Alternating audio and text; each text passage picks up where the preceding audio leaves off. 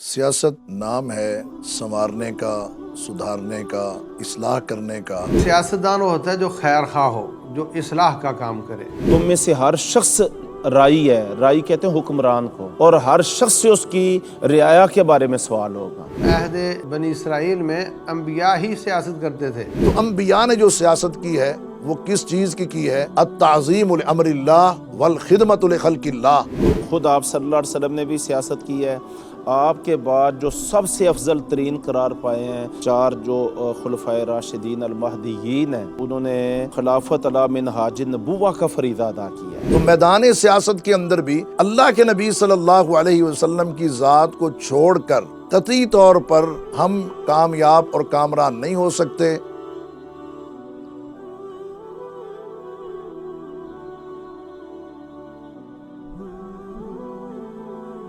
فن اقتدار یا سیاست اس وطن عزیز کا اہم ترین موضوع ہے۔ جہاں چار افراد جمع ہوئے وہاں اس عنوان پر گفتگو ہونا ایک لازمی امر ہے۔ یہ بیٹھک کسی تھڑے پر ہو، سبزی منڈی میں ہو، کسی ریستوران میں یا قانون دانوں کے بیچ، یہاں تک کہ خوشی غمی کے مواقع میں بھی سیاست کا تذکرہ لازم ہے۔ بالعموم رویہ یہی ہے کہ اپنی سیاسی جماعت کی خوبیاں بیان کرنا اور مخالف کی خامیاں نکالنا۔ یہ محبوب ترین مشغلہ ہے، لیکن اس لفظ سیاست کے معنی کیا ہیں؟ اگر بات مفہوم کی جائے تو فن اقتدار سے بہتر اس کی تشریح ممکن نہیں۔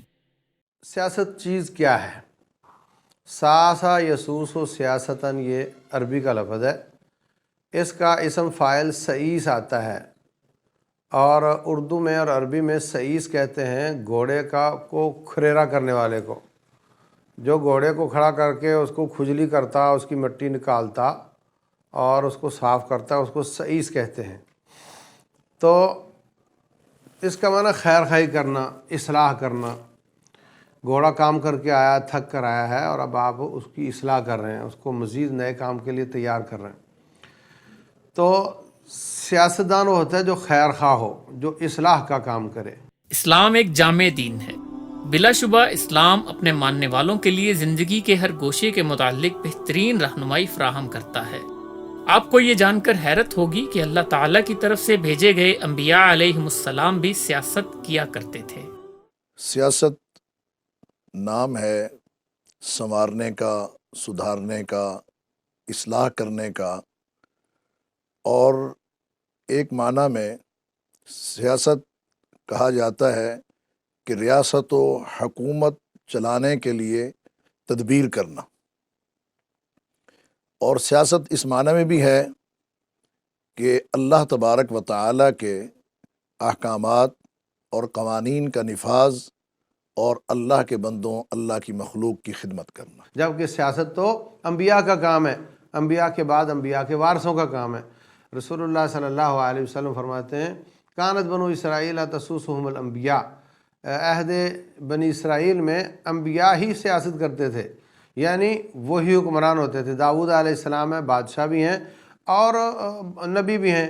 حضرت یوسف علیہ السلام بادشاہ بھی ہیں، نبی بھی ہیں، اور حضرت سلیمان علیہ السلام بادشاہ بھی ہیں، نبی بھی ہیں۔ جس طرح اللہ کے نبی صلی اللہ علیہ وسلم نے فرمایا کانت بنو اسرائیل تسوسهم الانبیاء، بنی اسرائیل کی جو سیاست ہے وہ ان کے انبیاء کیا کرتے تھے۔ وہ سیاست کس چیز کی کیا کرتے تھے؟ وَلَقَدْ بَعَثْنَا فِي كُلِّ أُمَّةٍ رَسُولًا أَنِ اعْبُدُوا اللَّهَ وَاجْتَنِبُوا الطَّاغُوتَ۔ ان کی سیاست کی ابتدا اور سیاست کا آغاز وہ اللہ کے قانون کی بالادستی کی بات سے ہوتا تھا۔ وَلَقَدْ بَعَثْنَا فِي كُلِّ أُمَّةٍ رَسُولًا أَنِ اعْبُدُوا اللَّهَ، کہ بھئی عبادت جو ہے وہ اللہ کی ہے، اطاعت جو ہے وہ اللہ کی ہے، حکم جو ہے وہ اللہ کا ماننا ہے، قانون کی بالادستی اسی قانون کی ہے جو من جانب اللہ آیا ہے۔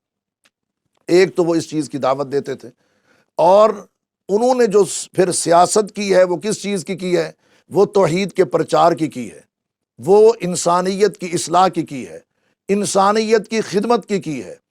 تو ان کا یہی طریقہ تھا، اور آپ دیکھ لیجئے کہ خود محمد الرسول اللہ صلی اللہ علیہ وسلم انہوں نے بھی اپنی سیاست، دعوت کی ابتدا وہ توحید سے کی ہے، جس طرح دیگر انبیاء نے وَلَقَدْ بَعَثْنَا فِي كُلِّ أُمَّةٍ رَسُولًا أَنِ اعْبُدُوا اللَّهَ وَاجْتَنِبُوا الطَّاغُوتَ۔ تو اللہ کے نبی صلی اللہ علیہ وسلم نے بھی آغاز کہاں سے کیا؟ یا قوم قولوا لا الہ الا اللہ تفلحوا۔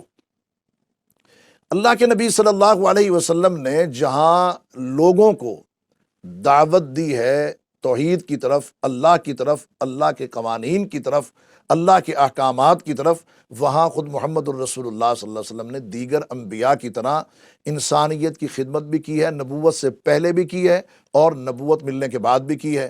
وہی نازل ہونے کے بعد جب آپ گھر تشریف لائے اور کہا زملونی زملونی، آپ مجھے چادر دیجئے، اوڑھ دیجئے، تو اس وقت ام المؤمنین سیدہ خدیجہ رضی اللہ تعالی عنہا کیا فرماتی ہیں کہ اللہ واللہ لا یخزیک اللہ ابدا، اللہ کی قسم اللہ آپ کو کبھی ضائع نہیں کریں گے۔ اس کے بعد انہوں نے خدمت خلق کے جتنے بھی کام تھے سارے گنوا دیے کہ آپ تو صلہ رحمی کرنے والے ہیں، مہمان کی مہمان نوازی کرنے والے ہیں، آپ تو لوگوں کی مدد اور تعاون کرنے والے ہیں، قرض داروں کے قرضے چکانے والے ہیں، سارا خدمت کا کام انہوں نے گنوا دیا۔ تو انبیاء نے جو سیاست کی ہے وہ کس چیز کی ہے؟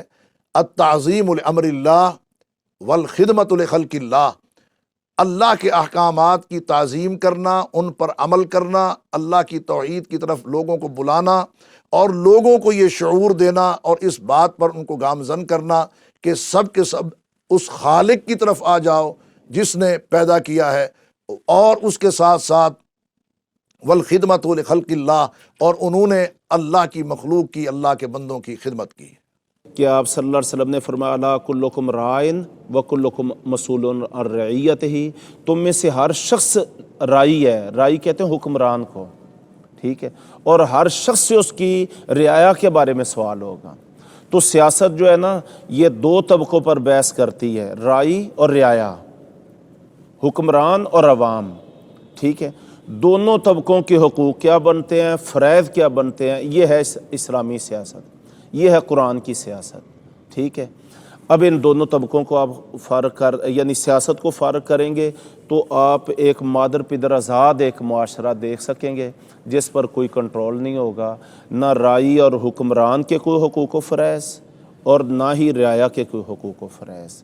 اسی طرح سیاست کو اگر خارج کریں تو اسلام کے آدھے سے زیادہ احکام فارغ ہو جاتے۔ آپ جو قرآن کی مدنی صورتوں میں احکام بیان ہوئے ہیں، آپ ان کی لسٹ بنا لیں، اور سیاست اور حکومت کے بغیر آپ ان پہ عمل کرنا چاہیں تو آپ آدھوں پر بھی عمل نہیں کر سکیں گے۔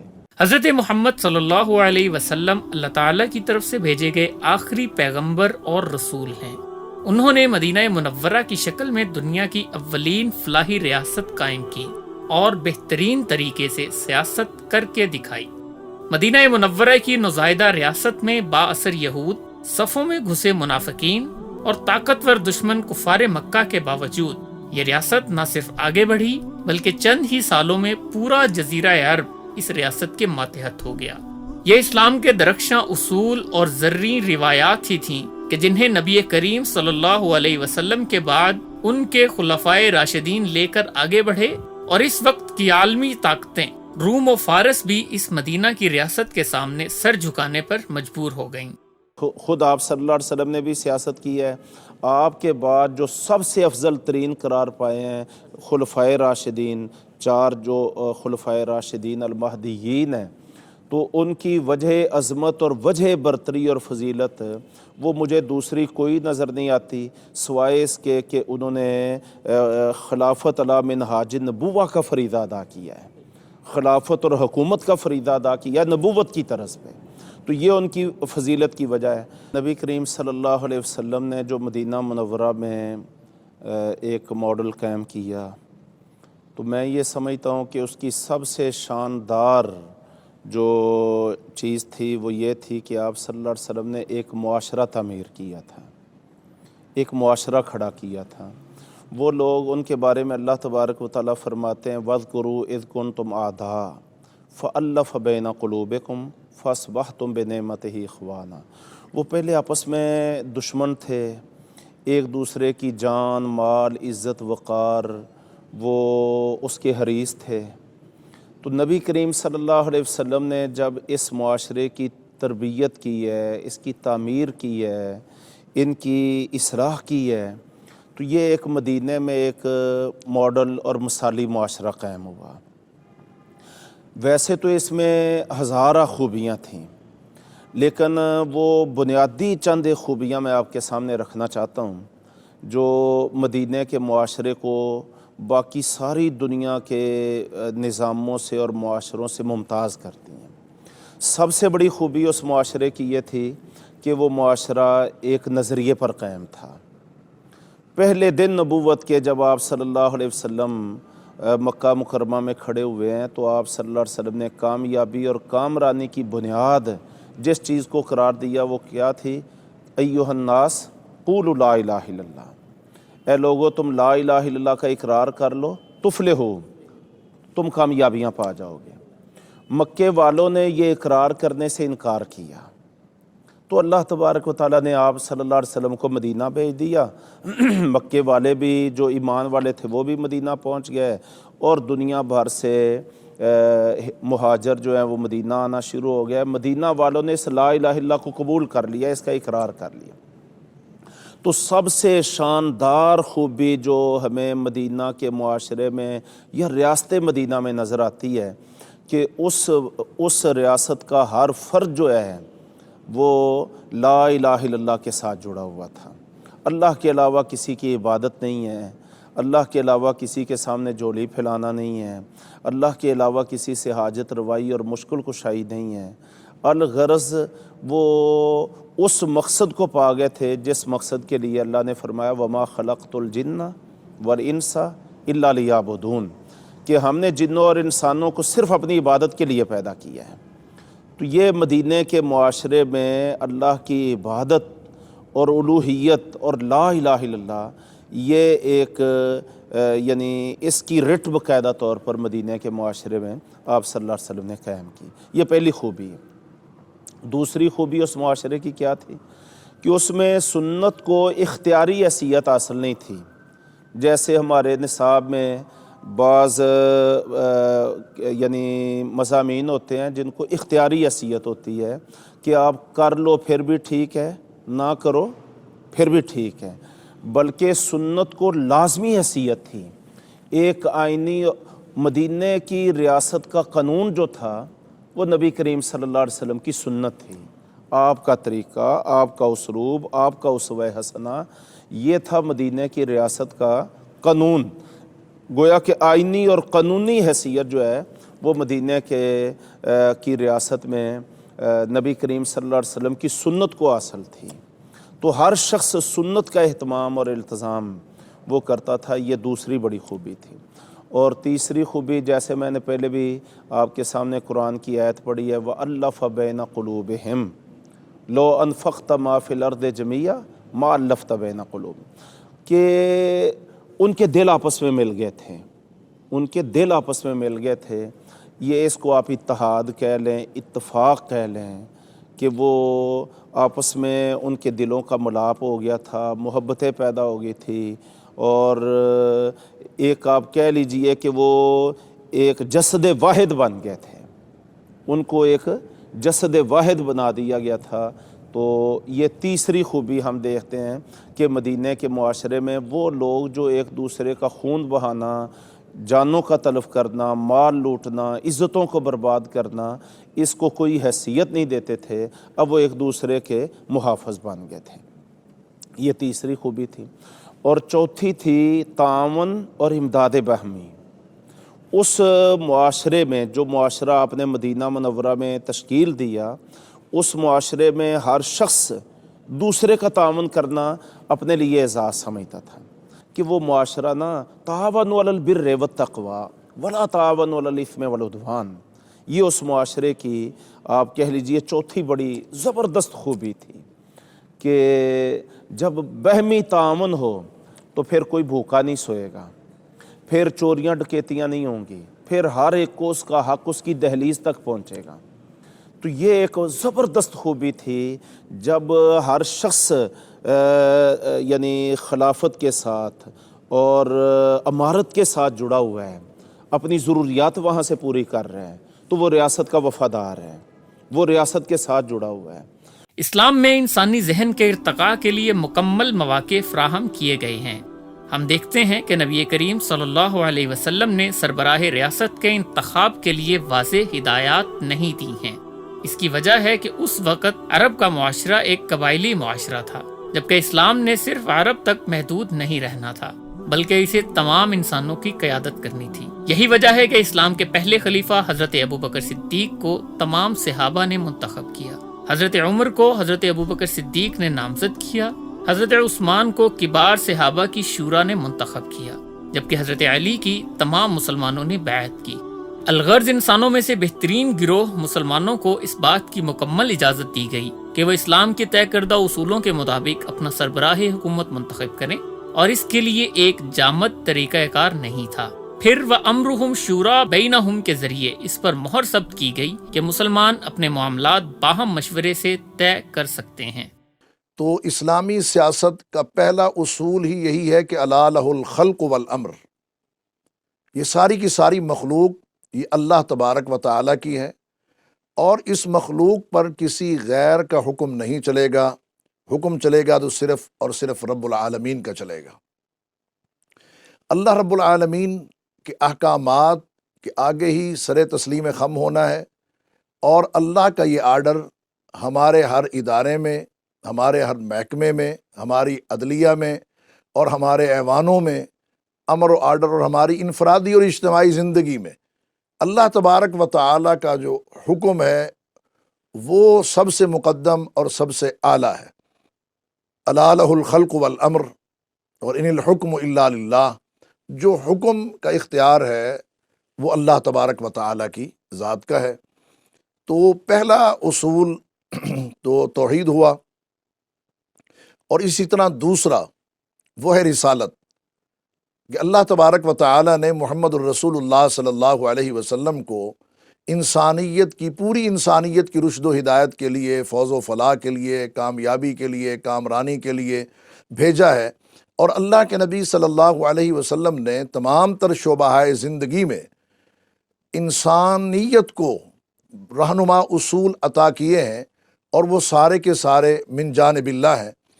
تو میدان سیاست کے اندر بھی اللہ کے نبی صلی اللہ علیہ وسلم کی ذات کو چھوڑ کر قطعی طور پر ہم کامیاب اور کامران نہیں ہو سکتے، اور ہم سیدھی راہ پر میدان سیاست کے اندر بھی نہیں چل سکتے۔ تو اللہ کے نبی صلی اللہ علیہ وسلم کی جو رسالت ہے اور آپ صلی اللہ علیہ وسلم کی جو تعلیمات ہیں، اس سے ہمیں بنیادی طور پر وہ چیزیں اور وہ رہنمائیاں ملیں گی جو اس میدان کے اندر ہمارے لیے لازمی، ضروری ہیں اور ہمیں درکار ہیں۔ تو تیسرا جو اصول ہے وہ ہے شورائیت کا۔ تو امرہم شورا بینہم، اور سیدنا علی المرتضیٰ رضی اللہ تعالیٰ عنہ کہتے ہیں کہ اللہ کے نبی صلی اللہ علیہ وسلم کا یہ فرمان بھی ہے کہ آپ نے کہا ہے کہ مشاورت جو ہے آپ اپنے فقہاء سے اور اہل علم سے وہ آپ کیا کریں۔ العدل بین الناس، کہ اسلامی سیاست کا جو پلر اور ستون ایک ہے وہ ہے عدل۔ عدل کے بغیر معاشرہ قائم نہیں رہ سکتا۔ ظلم کی بنیاد پر قائم ہونے والا معاشرہ وہ اپنی مختصر زندگی رکھتا ہے، اور جو معاشرے اور جو ملک عدل کے اوپر قائم ہوں وہ دیر پا ہوتے ہیں، اور اللہ تبارک و تعالیٰ کی رحمت بھی ان کے اوپر نازل ہوتی ہے۔ اسلامی سیاست اس اصول کے اوپر کھڑی ہے کہ مسلمانوں کے درمیان مساوات باقاعدہ طور پر قائم کی جائیں گی۔ اب رہی یہ بات کہ وطن عزیز پاکستان ہے تو اس میں مسلمانوں کے علاوہ اقلیتیں بھی ہیں، غیر مسلم بھی ہیں، تو ان کے جو حقوق بنتے ہیں وہ ان کو ملیں گے، اور اسلام نے باقاعدہ طور پر یہ حقوق انہیں دے رکھے ہیں۔ تو اس کے ساتھ ساتھ جو اگلا بنیادی اصول ہے، پانچواں، وہ کیا ہے؟ وہ ہے کہ اسلام ہماری یہ رہنمائی کر رہا ہے اور اپنے ماننے والوں کو یہ ترغیب دے رہا ہے اور ان کی یہ تربیت کر رہا ہے کہ اطاعت جو در حقیقت ہے وہ اللہ تبارک و تعالیٰ کی ہے، محمد الرسول اللہ صلی اللہ علیہ وسلم کی ہے، اور اس اسلامی سیاست کے نتیجے میں جو ریاست قائم ہوگی تو اس ریاست کی جو اطاعت ہے، فرما برداری ہے، وہ معروف میں کی جائے گی، نیکی میں کی جائے گی، قرآن و سنت کے مطابق کی جائے گی، کیونکہ اللہ اس کے رسول کی نافرمانی وہ تو کسی صورت بھی قابل قبول نہیں ہے۔ اور اس میں جو پہلا اصول ہم نے بیان کیا قانون کی بالادستی کا، تو وہ تو اللہ تبارک و تعالیٰ کا قانون ہے، اور یہ پہلا اصول جو ہے اس کو بیان کرتے ہوئے یہ چیز سامنے آتی ہے کہ قانون کی جو بالادستی ہے وہ اللہ کا قانون ہے، تو اس کو ہی ماننا ہوگا۔ اور ادھر بھی جو صورتحال ہے وہ لا طاعۃ لمخلوق فی معصیۃ الخالق، اللہ کی نافرمانی کرتے ہوئے لوگوں کی بات کو تسلیم نہیں کرنا، تو اس چیز سے جو بچنا اور اجتناب کرنا وہ ضروری ہے۔ اس کا چھٹا جو اصول ہے وہ یہ ہے کہ جو نمائندے، جو لوگ سامنے لائے جائیں، وہ خود خواہش مند نہ ہوں، طلبگار نہ ہوں کہ ہم اس منصب کے لیے آنا چاہتے ہیں، ہماری خواہش ہے، ہماری طلب ہے، ہمارا مطالبہ ہے، ہماری ڈیمانڈ ہے۔ نہیں، ایسی بات نہیں ہے۔ ان کو اگر کوئی جماعت ہے تو اس کی شورا اگر ان لوگوں کو منتخب کر لیتی ہے کہ فلاں فلاں کام کے لیے آپ کا انتخاب اور آپ کو نامینیٹ کر دیا گیا ہے، تو وہ لوگ جو خود طلبگار نہیں ہیں ان کو سامنے لایا جاتا ہے، تو یہ بہت ہی عمدہ چیز ہے۔ جب اس قسم کے افراد جو خود طلبگار نہیں ہیں جب سامنے آئیں گے، سیاست میں آئیں گے، کامیاب ہوں گے، تو یقینی بات ہے کہ وہ اپنی خواہش سے تو نہیں آئے، اور جب وہ آئیں گے تو اپنی اس ذمہ داری کو بخوبی وہ ادا بھی کریں گے، اور اس حق کو صحیح معنی میں ادا بھی کریں گے، اور وہ لوٹ مار اور دیگر جو موجودہ سیاست کے اندر خرابیاں ہیں وہ ان سے بھی بچیں گے، اور وہ جواب دہ بھی ہوں گے۔ آج قومی ریاستوں کا دور ہے۔ اس دور میں پاکستان واحد قومی ریاست ہے جو اسلام کے نام پر قائم ہوئی ہے۔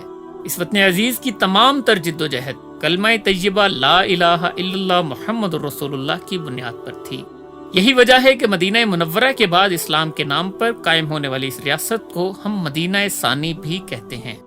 تو پاکستان مارز وجود میں تو آیا تھا لا الہ الا اللہ محمد رسول اللہ کے کلمے کی بنیاد پر، اور تحریک پاکستان چلانے والوں کے ذہن میں بھی یہ سوچ تھی کہ آج جب انگریز اس خطے سے واپسی کا سفر اختیار کر رہے ہیں، تو ایسی شکل میں وہ ہمیں ہندو میجورٹی کے غلام کے طور پر چھوڑ کے جائے گا، اور یہ صدیوں تک ہم مسلمان ہندو میجورٹی کے ہاتھوں پٹتے رہیں گے۔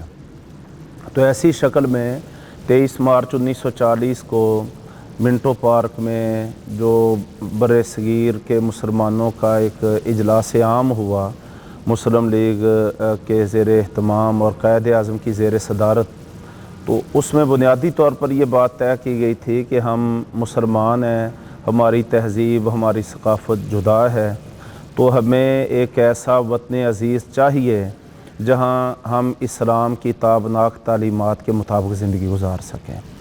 تو یہ پھر 7 سالہ جد و جہد ہوئی، جس کے نتیجے میں اللہ تبارک و تعالیٰ نے 14 اگست 1947 کو پاکستان کی شکل میں یہ نعمت ہمیں عطا فرمائی۔ مدینہ طیبہ میں جب مہاجرین آئے تو نبی کریم صلی اللہ علیہ وسلم نے مواخات کروا دی۔ وہاں مہاجرین و انصار کو ایک ہی فکر تھی کہ اسلام کی اس چھوٹی سی ریاست کو سربلند کیسے کرنا ہے۔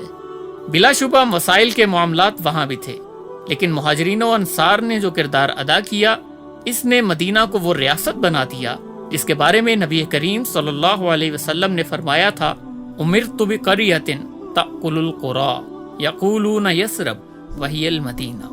مجھے ایک ایسی بستی بسانے کا حکم دیا گیا ہے جو ساری بستیوں کو کھا جائے گی، لوگ اسے یثرب کہتے ہیں لیکن در حقیقت وہ مدینہ ہے۔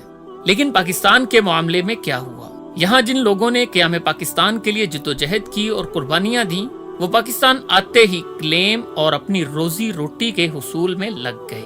حالانکہ وطن کا حصول ایک مرحلہ تھا، لیکن اس وطن کو اسلام کا قلعہ بنانا دوسرا مرحلہ تھا، اور یہ کام کسی طور بھی پہلے کام سے آسان نہ تھا۔ یہی وجہ ہے کہ جو لوگ ہندوستان میں وڈیرے تھے وہ یہاں بھی وڈیرے بن گئے، اور تحریک پاکستان کے حقیقی مجاہد اپنی روزی روٹی اور نوکری میں لگ گئے۔ یہ گویا کہ دنیا میں مدینہ منورہ کے بعد دوسری ایسی ریاست تھی جو کلمے کی بنیاد پر مارز وجود میں آئی، اور مسلمانوں نے یہ اللہ تبارک و تعالیٰ سے عزم کیا، وعدہ کیا، عہد کیا کہ ہم اسلام کے مطابق زندگیاں گزاریں گے اور اس ملک کو چلائیں گے۔ لیکن افسوس کی بات یہ ہے کہ قیام پاکستان کے بعد ہماری ترجیحات بدلتی چلی گئیں اور ٹھیک 2-3 سال بعد ہی پاکستان امریکہ کی ایک کالونی بن گیا، امریکہ کے اتحاد میں شامل ہو گیا۔ پھر اس کے بعد قرارداد مقاصد بھی آئی ہے، پھر 73 کا آئین بھی آیا ہے۔ جو آئینی کوششیں ہیں، جد و جہد ہیں، اس میں تو ہم دیکھتے ہیں کہ آئین میں، دستور میں اسلام کی تعلیمات اور اسلام کی بنیاد یہ بہت مضبوط موجود ہیں۔ جہاں تک قانون اور آئین اور دستور کی بات ہے تو بہت شاندار انداز میں اسلام کی تشریحات بھی کی گئی ہیں اور اسلامی قوانین اور ضابطے بھی تیار کیے گئے ہیں۔ لیکن جہاں تک ان ضابطوں پر، اسلامی تعلیمات پر عمل کا معاملہ ہے تو یہ حکومتوں کا کام ہوتا ہے، یہ ریاست کا کام ہوتا ہے۔ یہاں پہ آ کے ہم دیکھتے ہیں کہ مسلسل 7 دہائیوں سے ایک کمزوری چلی آ رہی ہے کہ ہمارے جو بھی حکمران اور جماعتیں آتی ہیں تو وہ اپنے اپنے مفادات اور اپنے اپنے مقاصد کے تحت وہ آئین اور قانون کی تشریح کرتی ہیں۔ آج ضرورت ہے وطن عزیز میں ایک ایسی تحریک کی جو ملک میں کلمہ طیبہ کی بنیاد پر اپنی سیاست وضع کرے اور اسلامی اصولوں کو مد نظر رکھتے ہوئے اس وطن کو حقیقی معنوں میں مدینہ ثانی بنائے۔ اسی صورت میں یہ وطن اسلام کا قلعہ بن سکتا ہے اور یہی اس وطن عزیز کے شایان شان ہے۔